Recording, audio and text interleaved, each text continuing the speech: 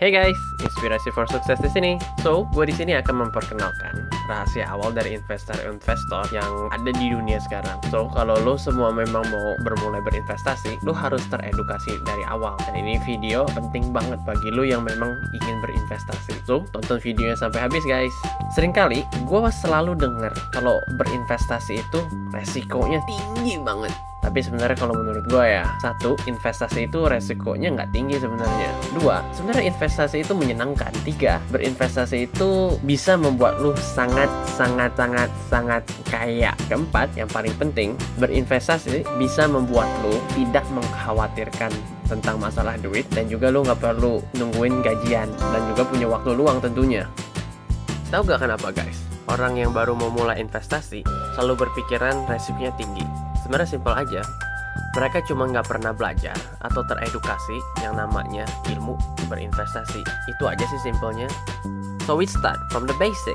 Karena sebelum kita berlari, kita semua harus merangkak seperti bayi. Gua selalu yakin dengan fondasi yang baik, gedungnya pun hasilnya jadi lebih baik. Karena di sini kita akan membangun saluran pipa cash flow kita seperti video sebelumnya. Dan di sini, gua bukan mau ajarin lo berinvestasi satu kali, terus besoknya lu jadi miliarder. Ini bukan lotre guys, bukan ilmu gaib.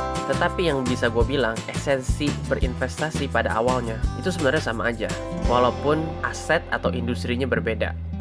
So let's begin. Basically, kita kembali ke cash flow quadrant. Gue selalu saranin temen-temen gue, kalau lu mau bermulai berinvestasi, jalan yang paling teraman sebenarnya lu harus berada di B quadrant.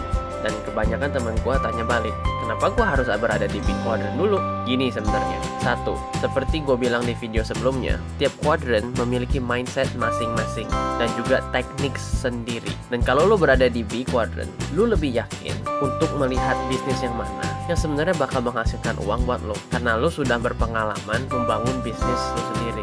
Kedua, lo mempunyai pemasukan dari kolom aset lo, yaitu bisnis lo di B quadrant, yang tentunya berada di autopilot. So, lo punya duit lebih untuk berinvestasi. Tiga, lo masih bisa menghidupkan keluarga lo. Dan tentunya pada awalnya lo harus berinvestasi di mana lo merasa nyaman dengan duit lo. Di mana lo merasa nyaman kalau misalkan lo kalah atau menang, lo masih bisa makan dan menghidupkan keluarga lo. Itu yang paling penting sebenarnya.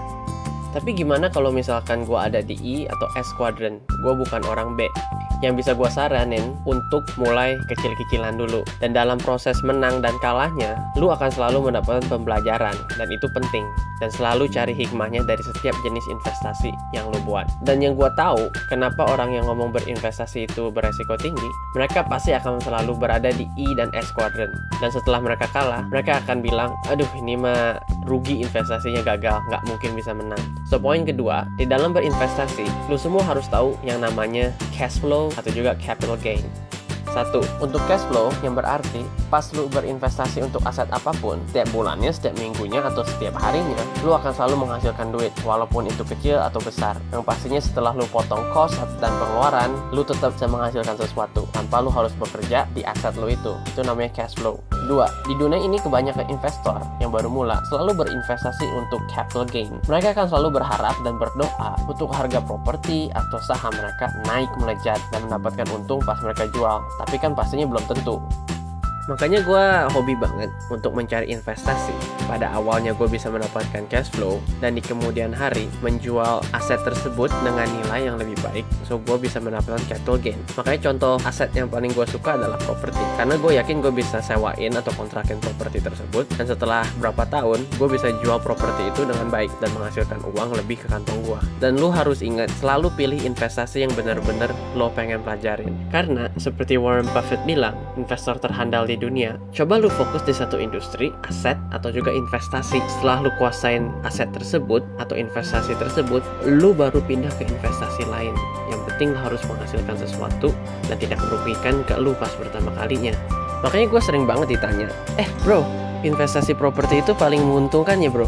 Gue pasti bakal jawab lagi, gue nggak tahu bro, apa lu memang investor yang pinter ya? Karena intinya sebenarnya bukan investasinya atau asetnya, tapi apakah lo sudah teredukasi menjadi investor yang pintar. Karena investor yang pintar bisa ngasilin miliaran, atau lo pengen jadi investor jadi-jadian yang akan membakar duit lo doang. Itu aja sih.